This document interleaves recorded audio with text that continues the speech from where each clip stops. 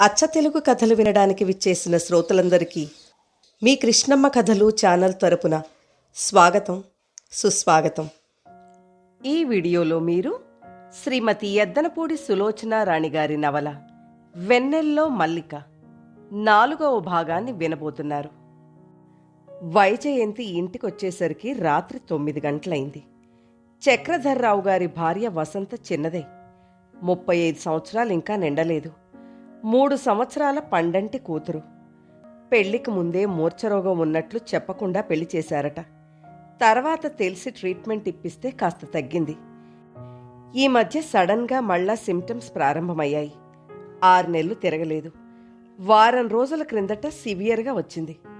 మళ్ళా ఇప్పుడొచ్చింది. హఠాత్తుగా బ్రెయిన్ హ్యామరేజ్తో ఈ పూట పోయింది. వ్యాధి తీవ్రంగా ఉన్న లక్షణాలేమీ లేవు.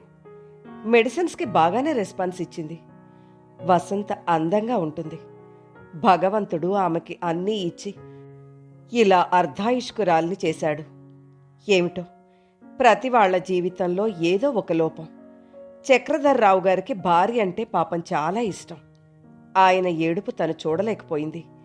ఏ మాటలు ధైర్యంగా చెబుదామన్నా అవి పేలవంగా, అర్ధరహితంగా అనిపించి తనకి నోట మాట రాలేదు. అనుకోని మృత్యువుని అయిన వారిలో దగ్గరగా చూడడంతో వైజయంతికి మనసు చెదిరిపోయినట్లుగా ఉంది. బ్రతికిన 4 రోజులు సుఖంగా, ప్రశాంతంగా, నిండైన జీవితం గడపకుండా మధ్యలో ఈ బాధేమిటో. వైజయంతి స్నానం చేసి డైనింగ్ టేబుల్ దగ్గరకొచ్చి కూర్చుంది. వరమ్మ వడ్డిస్తోంది. ఆమె ఎదురుగా 2వ ప్లేట్ కూడా ఉంది. అదేంటి, విజయ్ ఇంకా భోజనం చేయలేదా అంది. లేదమ్మా, మేరీనేమో మీరు వెంట తీసుకెళ్లారయ్యే. వాసు అతని దగ్గరికి వెళ్ళడానికి హడల్ చస్తున్నాడు. నేనొకసారి వెళ్ళి పిలిచాను. అతను విననట్లు కూర్చున్నాడు. మీరు వెళ్ళిన తర్వాత అసలు ఆ గది గుమ్మం దాటి యువతలకు రాలేదు. అయ్యో! ఆమె చటుక్కున కుర్చీలోంచి లేచి వేగంగా దాన్ని అవతలికి నెట్టి విజయ్ గదివైపు పరిగెత్తింది. ప్రొద్దుట కూడా అతను అన్నం తినలేదు. వాసుని కొట్టాడనే కోపంతో తను అరవడం, అతను ప్లేట్లో నీళ్లు పోసి వెళ్లడం గుర్తుకొచ్చింది. ఈ రోజంతా అతను మందు వేసుకోలేదు. ఆమె పరుగున వచ్చి గభాలన గది తలుపు తీసింది. విజయ్ పిలిచింది. గది చీకటిగా ఉంది. అతను పలకలేదు. విజయ్ ఆమె పిలుస్తూ ఆగిపోయింది. అతను మంచం మీద బోర్లా పడుకునున్నాడు. 2 చేతులతో తల పట్టుకున్నాడు. పక్క మీద అతను అశాంతిగా అటూ ఇటూ కొట్టుకుంటున్నట్లుగా పక్క నలిగి బాగా చెదిరిపోయింది. అతను బాధను భరించడానికి తలను పట్టుకున్నట్లుగా ఉంది. ఆమె అతని దగ్గరికెళ్ళింది. అతని తల మీద మృదువుగా చేయి ఆనించింది. విజయ్ పిలిచింది. అతను మగత నిద్రలో ఉన్నట్లుగా మెల్లగా ఇటు తిరిగాడు. హఠాత్తుగా లేవడంతో విత్డ్రాక్ సిమ్టమ్స్ కనిపిస్తున్నాయి. దానికి తోడు ఉదయం నుంచి ఆహారం ఏమీ లేదు. విజయ్ చప్పున మంచం మీద కూర్చుని బలవంతంగా వెల్లకిలా తిప్పింది. అతని కళ్లలో అవ్యక్తమైన బాధ. ఓ గాడ్ అనుకుంటూ లేచి ఆమె పరిగెత్తుకెళ్ళింది. డైనింగ్ టేబుల్ దగ్గర గబగబా మూతలు తీసి ప్లేట్లో అన్నం పెట్టి పెరుగు కలిపి తీసుకొచ్చింది. మంచం మీద కూర్చుని అతన్ని లాగి లేపి కూర్చోబెట్టింది. అతను వ్రేలాడిపోతున్నాడు. ఆమె ఒక చేత్తో అతని భుజం చుట్టూ చేయి వేసి బలంగా ఆపి, తిను, ముందు తిను అంటూ పెరుగన్నం అతని చేత తినిపించింది. అతను తిన్నాడు. ఆ తినడం ప్రాణం తిరిగొస్తున్నట్లుగా, ఆ అన్నం ప్రాణం ఆధారంగా ఉంది. అన్నం పూర్తిగా తినిపించి మంచినీళ్లు తాగించింది. మందు తీసుకొచ్చి వేసింది. బీపీ ఆపరేటర్ తెచ్చి అతని బీపీ చెక్ చేయసాగింది. మొదటిసారి ఎక్కువగా ఉంది. పావుగంట తర్వాత కాస్త తగ్గింది. అరగంటకి నార్మల్కొచ్చింది. ఆమె నీరసంతో నిట్టూర్చింది. భోజనానికి రండమ్మా, చాలా పొద్దుపోయింది. వరమ్మ వచ్చి పిలిచింది. ఆమె మంచం మీద నుంచి లేవబోయింది. అతను చేయి పట్టుకుని ఆపేశాడు. ఆమె అతని వైపు చూసింది. అతను ఆమె వైపే చూస్తున్నాడు. వెళ్ళొద్దు అన్నట్టు చూస్తూ తల తిప్పాడు. ఆమె కళ్లలో సంభ్రమాశ్చర్యాలు, నమ్మలేనట్లుగా. విజయ్ ఏమిటి అంది. ఎక్కడికి వెళ్ళొద్దు. అస్పష్టంగా వచ్చింది సమాధానం. ఆమె మంచం మీద కూర్చుంది. అతని నోటి నుంచి ఆ మాట వింటే సంతోషంగా ఉంది. అతని తల మీద చేయి వేసింది. ఎందుకని అడిగింది. నువ్వు లేకపోతే నాకు భయమేస్తోంది విజ్జి. విజ్జి? ఆమె నమ్మలేనంత ఆనందంగా చూస్తోంది. విజయ్? విజయ్ ఎవరు విజయ్? అతను చేయి ఆమె చేయి మీద ఆనించాడు. చూపుడు వేలుతో ఆమె వైపు చూపించాడు. మరి విజయ్ ఎవరు? ఆమె చేతిని ఎత్తి తన గుండెల దగ్గర ఆనించుకుంటూ నేను అన్నట్టు చూపించాడు. విజయ్? ఆమె హఠాత్తుగా ఆనందం పట్టలేక వంగి అతని నుదుటి మీద గట్టిగా ముద్దు పెట్టుకుంది. అతను ఆమె మెడ చుట్టూ చేతులు వేశాడు. ఆమె ఉలికిపాటుగా వదిలించుకోబోతుంటే వదల్లేదు. Don't leave me, don't leave me అన్నాడు. ఆ అనడంలో విపరీతమైన బాధ, హృదయం పిండేస్తున్న అభ్యర్థన ఉన్నాయి. వైజయంతికి విచిత్రంగా అనిపించింది. ఆ మాటలు తనని ఉద్దేశించి అన్నవేనా అనే అనుమానం కలగసాగింది. మెల్లగా, అతి మెల్లగా అతని చేతులు విడిపించుకుని లేచి కూర్చుంది. అతని నుదుటి మీద చేత్తో రాయసాగింది. అతను ఆమె చేతిని వదల్లేదు. కొద్దిసేపటికి అతను నిద్రపోయాడు. సాయంత్రం 6 గంటలు కావస్తోంది. వైజయంతి పేషెంట్స్ని చూడటం అయింది. క్లినిక్ 4 గంటలకే మొదలవుతుంది. 6 గంటలకి 5 నిమిషాల బ్రేక్. మేరీ ఒక కప్పు వేడి కాఫీ తెచ్చిస్తుంది. అది తాగిన తర్వాత మళ్లీ 8:30 వరకు పేషెంట్స్ని చూసే కార్యక్రమం. మేరీ ట్రేలో కాఫీ తెచ్చి అక్కడ పెట్టి వెళ్ళింది. వైజయంతి చైనా పాట్లో నుంచి కాఫీ కప్లోకి పోసుకుంది. కాఫీ తాగుతూ లేచి వచ్చి కిటికీ కర్టెన్ పక్కకి లాగింది. సూర్యాస్తమయం చూడడం ఆమెకు చాలా ఇష్టం. ఈ సృష్టిలోని అవ్యక్త నియంత్రణ అంతా ఉదయం సూర్యోదయంలోనూ సాయంత్రం సూర్యాస్తమయంలోనూ కంటికి గోచరం అవుతున్నట్టు అనిపిస్తుంది. గంటలు, నిమిషాలు, సెకన్లు ఇవి మనం నిర్ణయించుకున్నవి. అయినా వాటికి ఆధారహేతువు సచేతన శక్తి పుంజం అయినది ఈ సూర్యుడే. కిటికీ లేసు పరదా పక్కకి లాగిన వైజయంతి సూర్యాస్తమయం చూస్తుండగానే ఆమె కళ్ళు అనుకోకుండా కుడివైపుకు లాగాయి. అక్కడ విజయ్ మల్లె చెట్టుని సిజర్తో కత్తిరిస్తున్నాడు. కొమ్మలు పట్టి వంచి పరీక్షగా చూస్తున్నాడు. వైజయంతి అతన్ని క్షణంసేపు తదేకంగా చూసింది. విజయ్ వచ్చినప్పటికంటే ఇప్పుడు చాలా ఆరోగ్యంగా ఉన్నాడు. అతని క్రాఫ్ నీట్గా పెరిగింది. సెలూన్కి పంపినప్పుడు అతనికి క్రాఫ్ ఎలాగుండాలో చెప్పింది. చేయించుకుని వచ్చి వైజయంతిని చకితురాల్ని చేశాడు. అతన్ని చూస్తుండగానే ఆమె కనుబొమ్మ ఆలోచనగా వంగింది.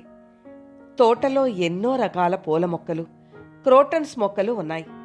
కానీ విజయ్ ఎప్పుడూ మల్లె చెట్టు దగ్గరికే వెళ్ళి కూర్చుంటాడు. దానిమీద చేయి వేస్తాడు. దాన్ని ప్రాణంలా చూసినట్టు ఎండిన ఆకులు తీసేస్తాడు. నీళ్లు తనే పోస్తాడు. ఆమె ఇదివరలో చూసిందే కాని మనసుకి ఇంత శ్రద్ధగా పట్టించుకోలేదు. ఎదురుగా రంగురంగుల హవాయి మందారాలున్నాయి. హైబ్రిడ్ గులాబీలు, king of the garden, John Kennedy, red flame, ఇలా రకరకాల గులాబీలు ముద్దొచ్చేవి, మురిపించి ఆహ్లాదపరిచేవి 32 రకాలున్నాయి. సన్నజాజి, బోగన్విల్ల, సంపంగి, నైట్ క్వీన్, ఇంకా అనేకం ఎన్నో ఉన్నాయి. ఎదురుగా అందాలు విరజిమ్ముతూ ఆకర్షణీయంగా నవనవలాడుతున్న ఈ పువ్వులను వదిలేసి ఎప్పుడో వేసవి కాలంలో పువ్వులని వెదజల్లే నాటుమల్లె ఎందుకు అతనికిష్టం? అక్కడే సెంటెడ్ మల్లెతీగ ఆర్చీకి ఆవరించుకునుంది. దొంతర మల్లె కూడా ఉంది. కాని వాటి జోలికి వెళ్ళడు. ఈ నాటుమల్లె అతనికేం చుట్టరికం? ఏం అనుబంధం? ఆమె విజయ్ను గురించిన వివరాలు ప్రతిరోజు రాసే నోట్బుక్లో దీన్ని గమనించిన విషయం రాసుకుంది. అతను తోటలో అందంగా అలంకారంగా వేసిన బెంచీలు వదిలేసి నీళ్ల హౌస్కి దగ్గరగా ఉన్న ఈ మల్లె చెట్టు దగ్గర హౌస్ గట్టు నుంచి దిగే మెట్టు మీద కూర్చుంటాడు. అతను అక్కడ శూన్యంలోకి చూస్తూ శిల్పంలా కూర్చుని ఉండగా 2-3 ఫోటోలు ఇదివరకే తీసింది. అతన్ని వివిధ రకాల మూడ్స్లో అతనికి తెలియకుండా ఫోటోలు తీస్తోంది. అవి పెద్దవి చేయించి ఆ కళ్లలో ఎక్కడైనా అతని హృదయంలో దాగి ఉన్న నటనని వెతికి పట్టుకోవడానికి పరిశీలనగా చూస్తోంది. కానీ ఆమెకి దొరకడం లేదు. మేరీ వచ్చి కాఫీ పెట్టిన ట్రే తీసుకుని వెళ్ళింది. వైజయంతి కిటికీ పరదా లాగేస్తూ చూసింది. విజయ్ మల్లె చెట్టు కొమ్మలు కత్తిరించడం పూర్తి చేసి అక్కడ గట్టు మీద కూర్చున్నాడు. అతను కాలు మీద కాలేసుకుని ఎడమ మోచేయి హౌస్ గోడకి ఆనించి కుడిచేయి నడుంకి ఆనించుకుని కూర్చున్నాడు. అతని కళ్ళు యథాప్రకారం శూన్యంలోకి చూస్తున్నాయి. ఆమె కర్టెన్ లాగేసొచ్చి కుర్చీలో కూర్చుంది. ఆ రాత్రి భోజనాలైన తర్వాత వైజయంతి విజయ్ని తీసుకొచ్చి తోటలో కూర్చుంది. పైన పిండారబోసినట్లు వెన్నెల. ఆమె ఉయ్యాల మీద కూర్చుంది. విజయ్ అక్కడ నిలబడ్డాడు. అతను ఎంతసేపైనా అలాగే నిలబడిపోతాడు. ఇది గతంలో చాలాసార్లు అనుభవం అయింది. ప్యాంటు జేబులో చెయ్యి పెట్టుకుని నిలబడి ఉన్నాడతను. ఆ వెన్నెల్లో, తోటలో అక్కడక్కడా ఉన్న ఒక పాలరాయి బొమ్మలా ఉన్నాడు. ఆమె ఉయ్యాల దిగొచ్చింది. ఉయ్యాల్లో కూర్చుంటావా అడిగింది. అతను అన్నట్టు తల అడ్డంగా తిప్పాడు. ఆమె అతని చెయ్యి పట్టుకుని యథాలాపంగా తీసుకొచ్చినట్లు హౌస్ మెట్ల దగ్గరికి తీసుకొచ్చింది. ఇక్కడ బావుందా, కూర్చుందామా అంది. అతను తల ఊపాడు. ఆమె కావాలనే అతను కూర్చునే చోటులో మల్లె చెట్టు వైపుకి తను కూర్చుంది. అతను ఆమెకి ఎడమవైపు కూర్చోమని చోటు చూపిస్తున్నా అది గమనించనట్టో లక్ష్య పెట్టనట్టో కుడివైపునే ఆమెకి తగిలేటట్లుగా మెట్ల చిట్ట చివర అంచున కూర్చున్నాడు. అబ్బా, నైట్ క్వీన్ ఎంత మంచి వాసన వస్తోందో, బావుంది కదూ. నైట్ క్వీన్ పరిమళాలు తోటంతా వెదజల్లుతోంది. అతను తల ఊపాడు. వాసన తెలుస్తోందా అడిగింది. అతను తల ఊపాడు. ఏం చెట్టది? అతను తలెత్తి తోటంతా కలిగి చూశాడు.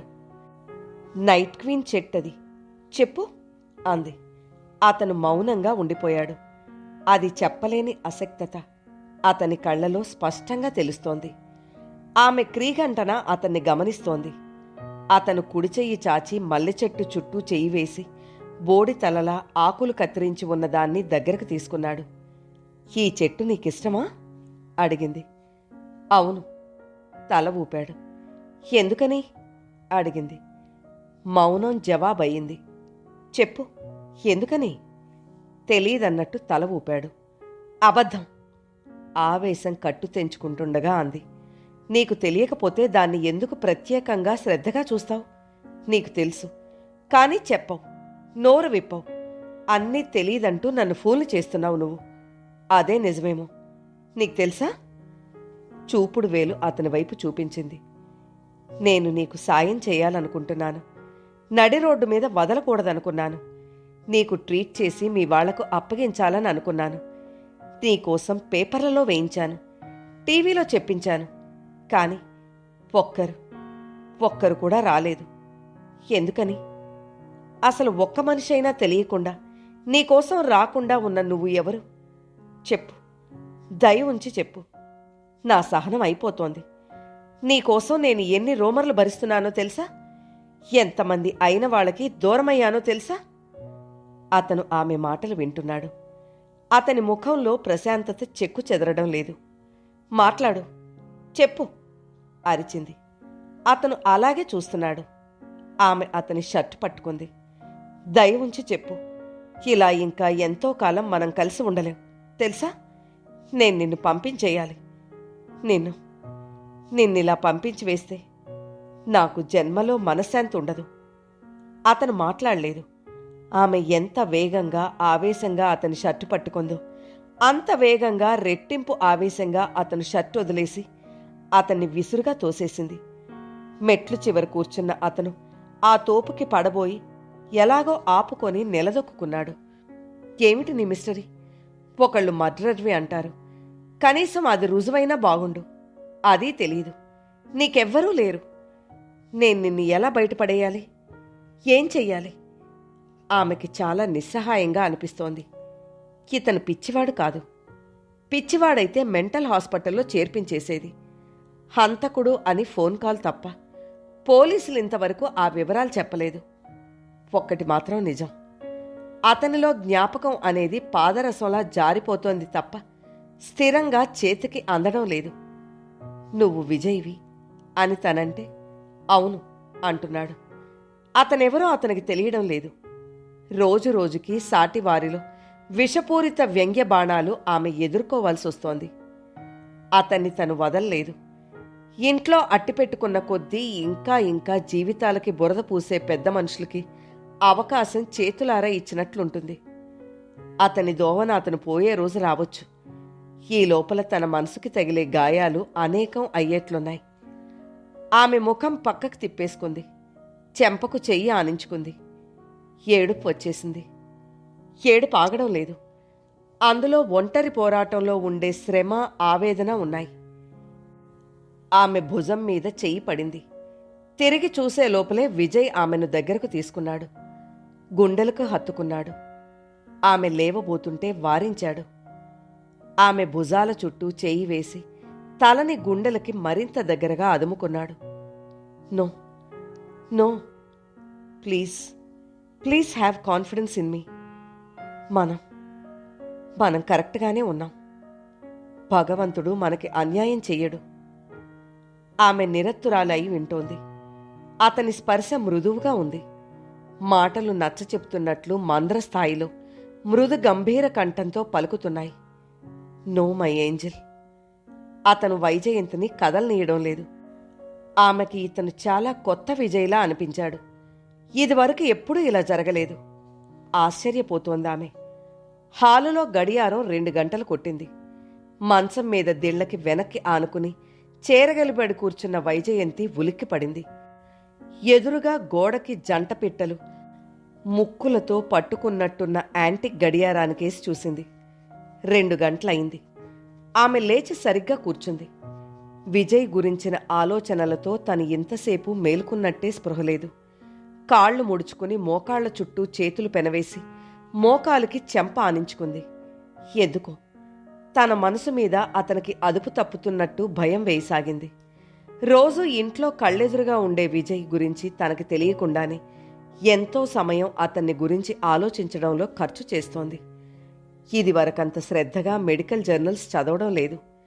డెహ్రాడూన్లో కాన్ఫరెన్స్కి పేపర్ సబ్మిట్ చేయమని ఆహ్వానం వస్తే ఒంట్లో బాగాలేదని తిరస్కరించింది.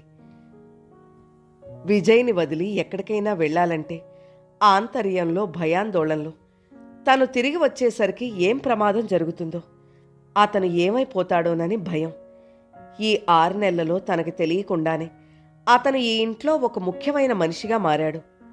తను శ్రద్ధగా చూసే పేషెంట్ అవడం వల్ల సహజంగానే వరమ్మ, మేరీ, వాసు అతన్ని జాగ్రత్తగా మర్యాదగా చూస్తున్నారు. వారి వారి మనసుల్లో ఏం ఉన్నా తనిచ్చే జీతానికి బద్ధులైనట్లు వాళ్ల డ్యూటీ వాళ్లు క్రమబద్ధంగా నెరవేరుస్తున్నారు. ఈ అనామకుడు వచ్చి అమ్మాయి గారింట్లో అతిథి దేవుడై ఆమె డబ్బు, టైం హరిస్తున్నాడని వారికి చాలా అసంతృప్తిగా ఉంది. కానీ బయటపడ్డానికి ధైర్యం లేదు.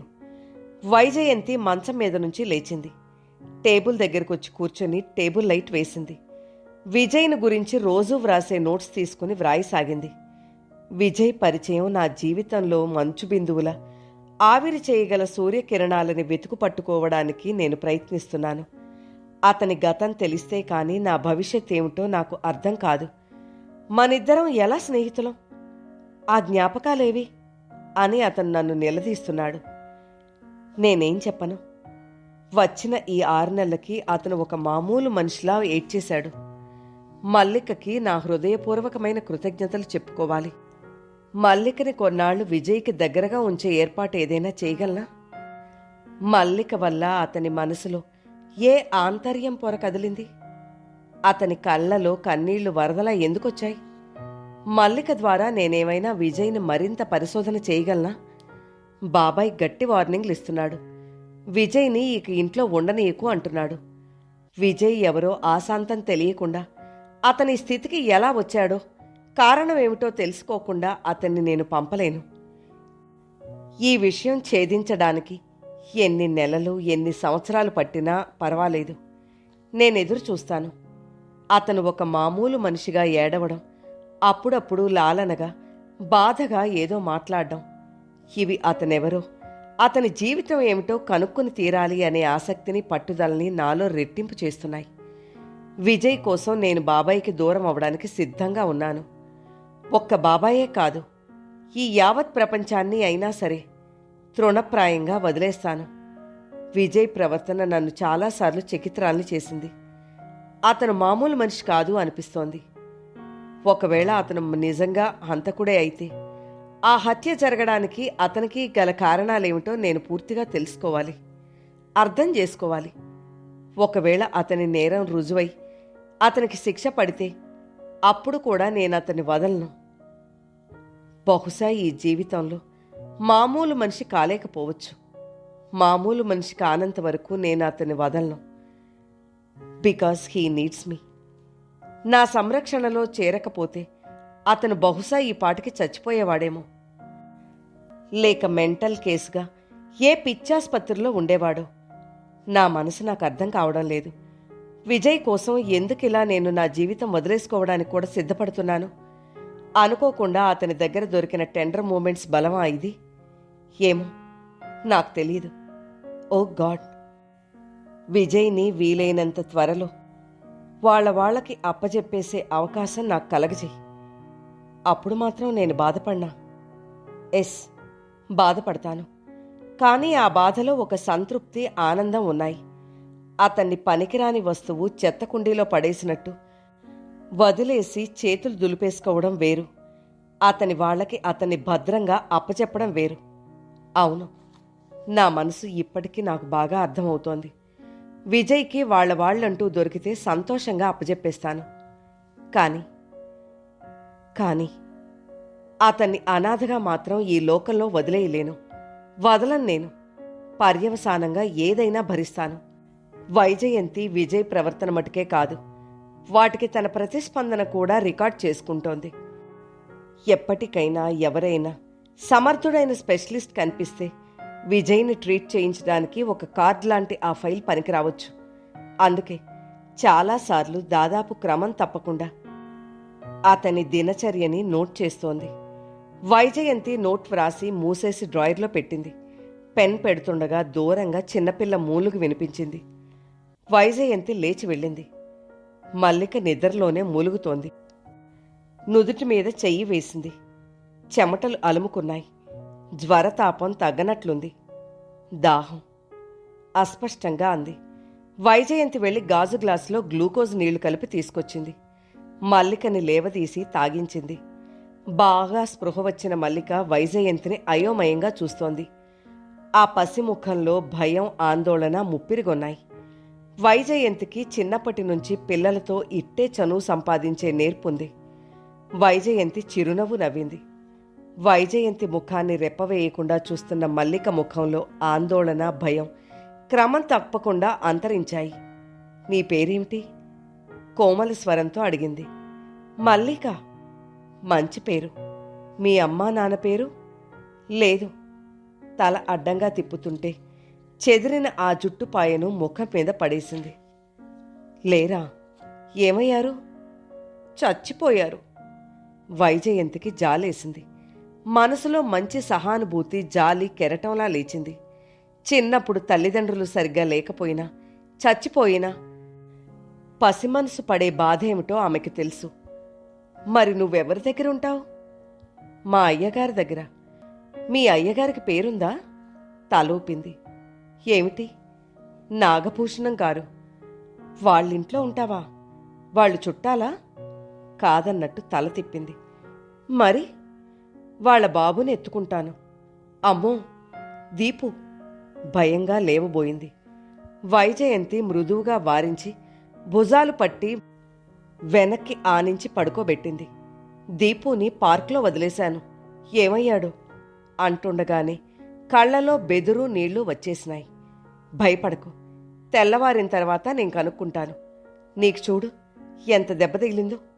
ఈ దెబ్బ ఎలా తగిలింది? మల్లిక ఆలోచించింది.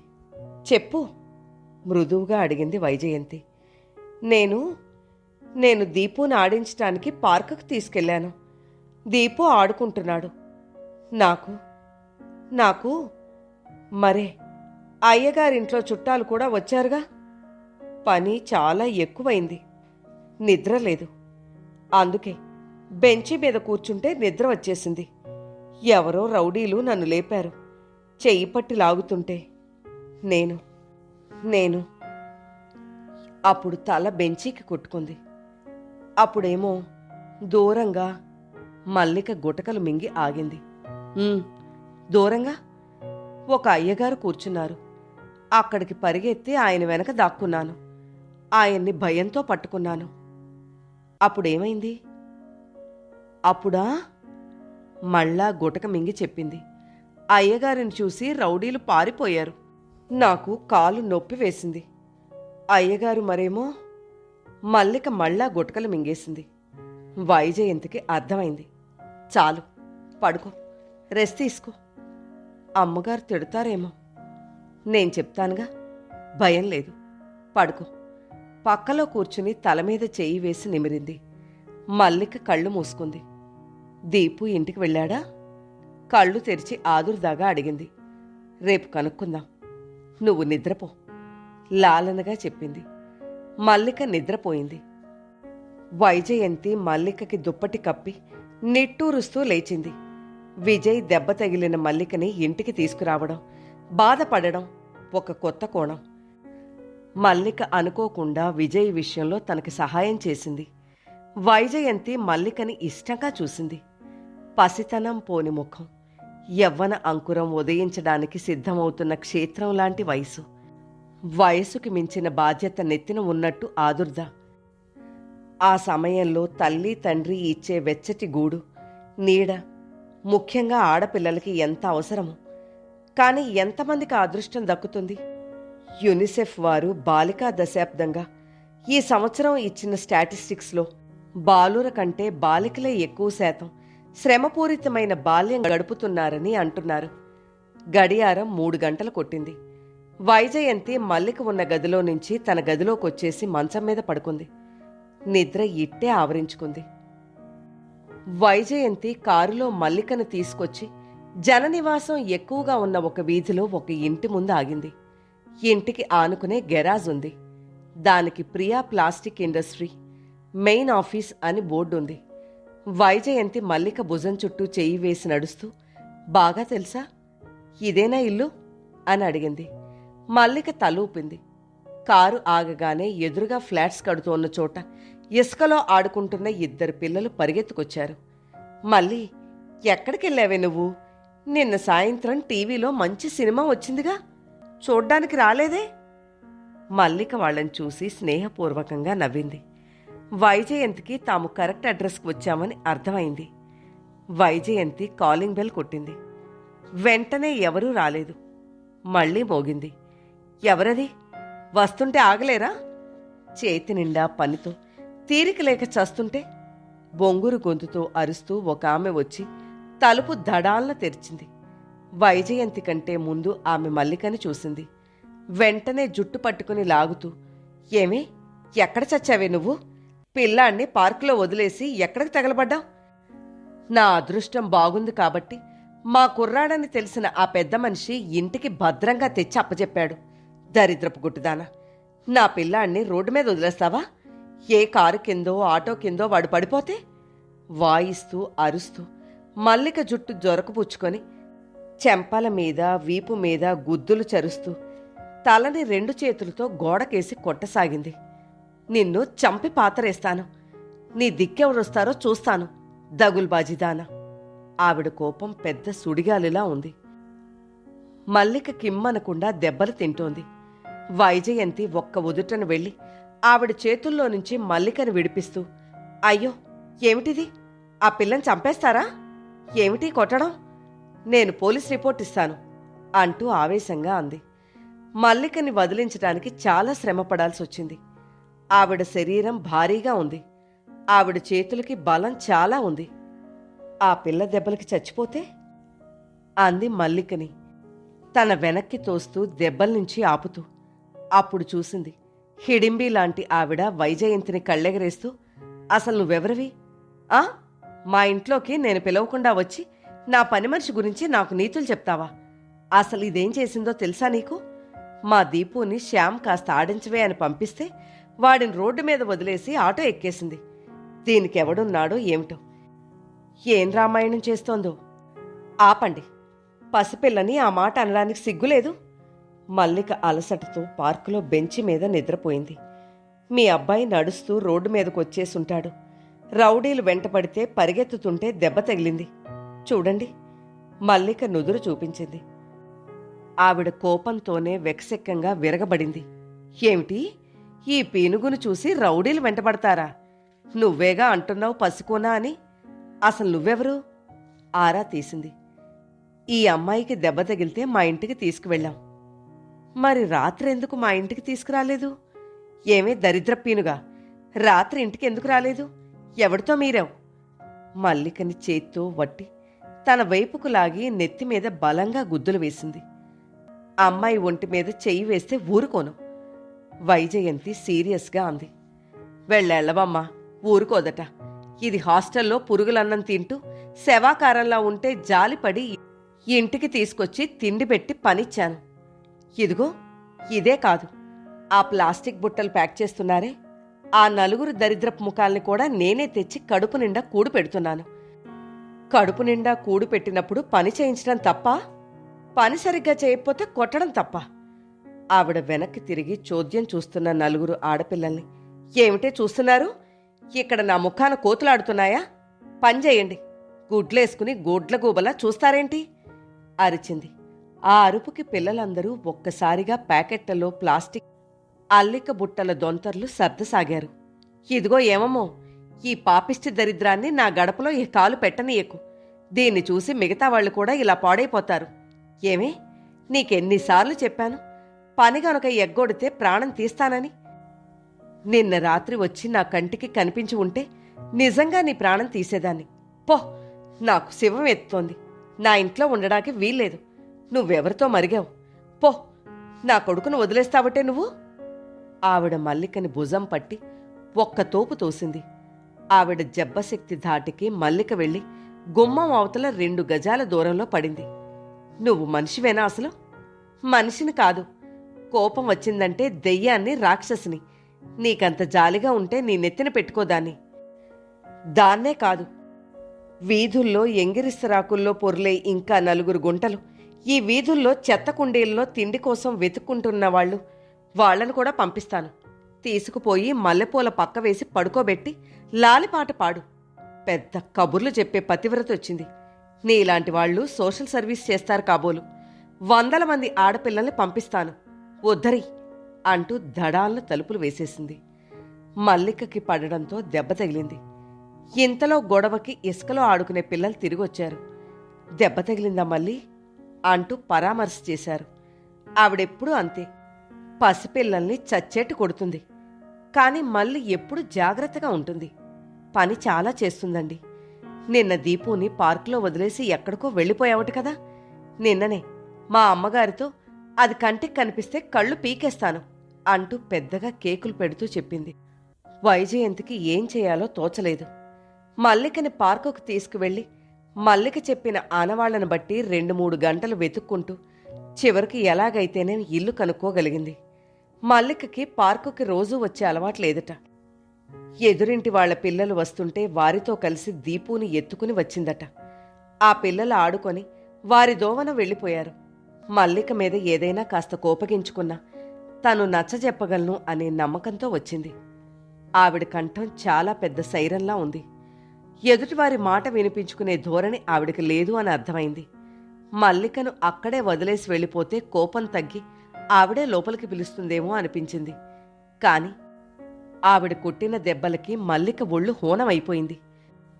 వీధిలోకి తోసేసరికి మల్లిక దెబ్బతిన్న పిల్లిలా గజగజలాడుతోంది. ఏడుపుతో ఎక్కిళ్ళొస్తున్నాయి.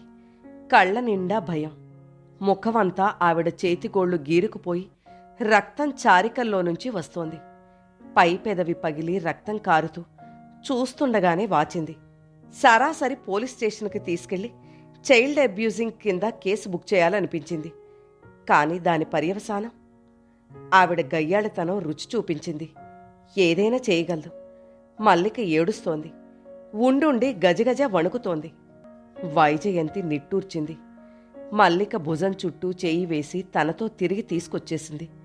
కారులో కొంత దూరం వచ్చిన తర్వాత పబ్లిక్ ఫోన్ దగ్గర ఆపి ఫోన్ దగ్గరికి వెళ్లి బాబాయికి ఫోన్ చేసింది. మీ బాబాయ్ లేరు, నిన్న బొంబాయి వెళ్లారు, ఎల్లుండొస్తారు అని పిన్ని చెప్పిన సమాధానం వినగానే ఉస్సూరని నిట్టూర్పొచ్చింది.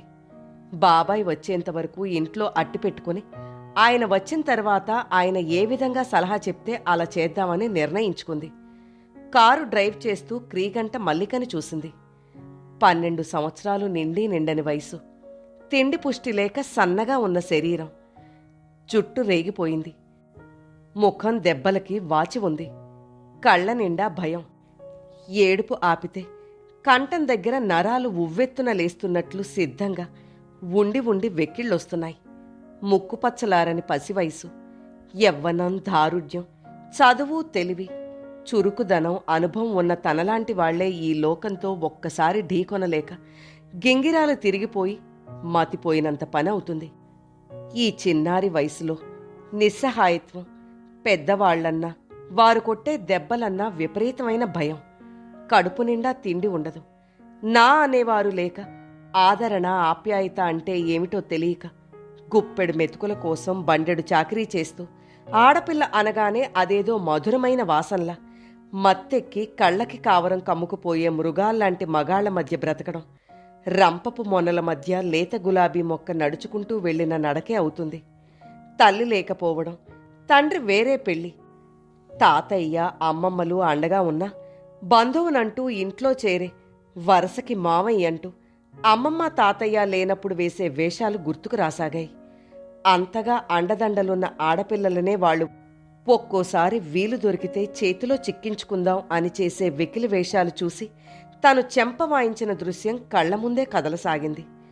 వైజయంతి చెయ్యి అప్రయత్నంగా మల్లిక భుజం చుట్టూ పడింది. 100 మంది సరోజల్ని, 1000 మంది పద్మలని, లక్షల మంది కమలల్ని తను రక్షించలేకపోవచ్చు. కాని తన పరిధిలో తను ఒక మల్లికని రక్షించొచ్చు. వైజయంతి దృఢ నిశ్చయం చేసుకుంది.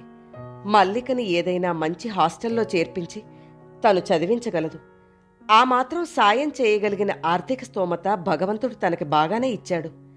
అది తన నైతిక బాధ్యతగా స్వీకరించే సంస్కారం జన్మతః తనలో ఉన్నట్టుంది.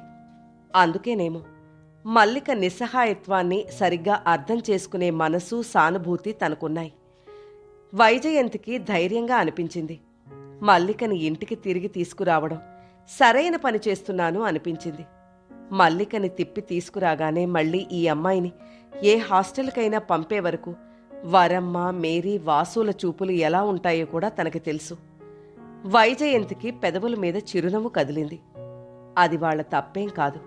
సంవత్సరాల తరబడి తనని నమ్ముకుని తనకి చేదోడు వాదోడుగా అండగా ఉన్నారు వాళ్ళు. డబ్బు పెట్టి అందమైన ఇల్లు కట్టుకున్నా దానికి స్థిరత్వం, నిశ్చింత వచ్చింది వాళ్ల వల్లనే. వాళ్లకి ఇంకొకరు వచ్చి ఇంట్లో తిష్ట వేస్తే ఇష్టం ఉండదు. అతిథులుగా వచ్చి వెళ్లేవారికి తన పరువు వేయింతలు పెరిగేంతగా అతిథి మర్యాదలు చేస్తారు. ఎవరైనా వచ్చి ఇంట్లో ఉంటే పరాయి వాళ్లు తమ రాజ్యాన్ని ఆక్రమించుకోవడానికి వచ్చినట్లుగా శత్రువుని చూసినట్లు చూస్తారు. వాళ్ల ప్రాణానికి ఇంట్లో ఒక శత్రువుని ఎలాగూ తెచ్చిపెట్టిన తను ఇంకో నెంబరు పెరిగితే అది వారి సహనానికి పరీక్ష పెట్టినట్లే అవ్వొచ్చు. విజయ్ కాని, మల్లిక కాని రేపో మాపో వారి చోట్లకి వారు వెళ్ళిపోవాల్సిన వాళ్లే. వరమ్మ, మేరీ, వాసు ఇంటి మనుషులుగా తనతో జీవితాంతం ఉండిపోయేవాళ్లు. వెళ్ళిపోయేవాళ్ల కోసం ఉండిపోవలసిన వాళ్లని, తనని కావాలి అనుకునే వాళ్ళని బాధ పెట్టడం న్యాయమేనా? తను సరైన పని చేస్తున్నట్లేనా? వైజయంతి పరధ్యానంగా ఆలోచిస్తూ ఉంది. కారు ఇంటికొచ్చేసింది. గూర్ఖా గేటు తెరుస్తూ సలాం చేశాడు. కారు పోర్టికోలోకొచ్చి ఆగింది. కారు ఆపి డోరు తెరుస్తున్న ఆమె ఆశ్చర్యపోయింది. విజయ్ బయట వరండాలో చేతులు వెనక్కి పెట్టుకుని ఒక అరచేతిని మరో అరచేత్తో బిగించి పట్టుకుని బోనులో సింహంలా అటూ ఇటూ తిరుగుతున్నాడు. అతని ముఖం ఆవేదనగా, ఆవేశంగా ఉంది. వైజయంతి భయంగా, ఆదుర్దాగా కారు దిగి వస్తోంది. ఆమెను చూడగానే అతను చిరుతపులిలా మెట్లు దిగి ఆమె వైపు వచ్చాడు. ఎక్కడా? మల్లిక ఏది? ఏం చేశావు? ఎక్కడ వదిలొచ్చావు? తగ్గు స్వరంతో అడిగిన వైజయంతిని కొట్టినట్టే ఉంది. అతను అడిగే ఆ తీరుకి ఆమె వెనక్కి తగ్గింది. అతనికి అందితే ఆమెను ఎడాపెడా చెంపల మీద వాయించేట్లున్నాడు. అతనిలో అంత ఆవేశం ఎప్పుడూ చూడలేదు. అతని ముఖం ఎర్రగా కందిన కద్దగడ్డలా ఉంది. చెప్పు, మల్లికెక్కడా? ఏం చేశావు?